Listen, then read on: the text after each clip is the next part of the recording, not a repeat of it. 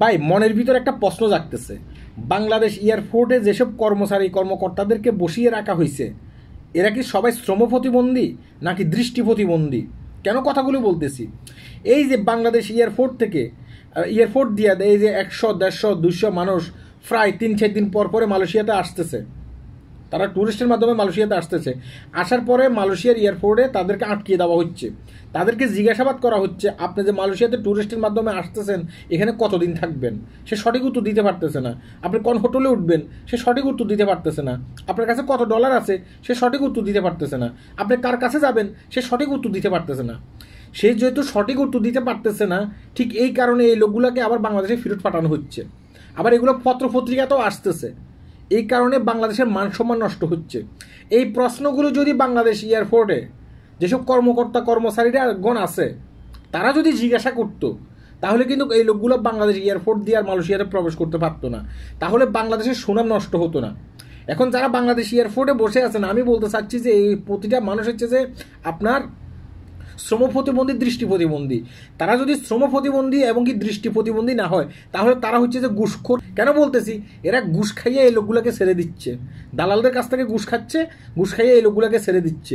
এবং কি এই লোকগুলো মালয়েশিয়া এয়ারপোর্টে আসতেছে, এয়ারপোর্টে আসার পরে তারা যখন সঠিক উত্তর দিতে পারতেছে না তখন তাদেরকে আবার পুশব্যাক করানো হচ্ছে বাংলাদেশে। তাহলে দেশের মান সম্মান যাচ্ছে শুধুমাত্র বাংলাদেশ এয়ারপোর্টে এসব মানে ঘুষখোর অফিসারদেরকে বসানোর কারণে এবং কি কিছু দালালদের কারণে। তাই আগামীতে আমি বলবো যে আমি বাংলাদেশ প্রশাসনের কাছে মানে বলতেছি এবং কি দৃষ্টি আকর্ষণ করতেছি, আপনারা যাচাই বাছাই করে দেখবেন, প্রয়োজনে ওদের পিছনে গোয়েন্দা লাগান, এরা কিভাবে টাকা খেয়ে এই লোকগুলাকে মালয়েশিয়ার এয়ারপোর্টে পুশব্যাক করাচ্ছে। এত শত শত মানুষ আসতেছে, তারা কি সেটা দেখতেছে না? তারা অবশ্যই সেটা দেখতেছে, তারা জেনে শুনে এই কাজটা করতেছে। শত শত মানুষ আসতেছে, তারা জেনে শুনে এই কাজগুলো করতেছে। তারা যদি বাংলাদেশ এয়ারপোর্টে এদেরকে প্রশ্ন করতো আপনি কোথায় যাচ্ছেন, কোন মানে কার কাছে থাকবেন, আপনার হোটেলের আপনি কোন হোটেলে থাকবেন, আপনার কাছে কত ডলার আছে, তারা যদি এই জিনিসগুলো জিজ্ঞাসাবাদ করতো তাহলে বাংলাদেশ থেকে এই লোকগুলো আসতে পারতো না।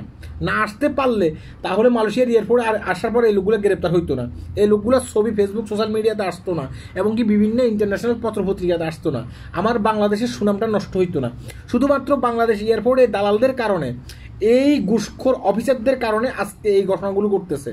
তাই বাংলাদেশ এয়ারপোর্টটাকে আগে ভালো করে সোনার উপর ফানি দিয়ে দিতে হইব, এসব ঘুষখোরদেরকে এখান থেকে বিদায় করতে হবে, ভালো ভালো অফিসারদেরকে বসাইতে হইব, প্রয়োজনে ওদের পিছনে গোয়েন্দা লাগাইতে হবে, এদেরকে জেলখানায় নিতে হবে, কারণ দেশের সুনাম এভাবে নষ্ট করা যাবে না বিদেশের মাটিতে।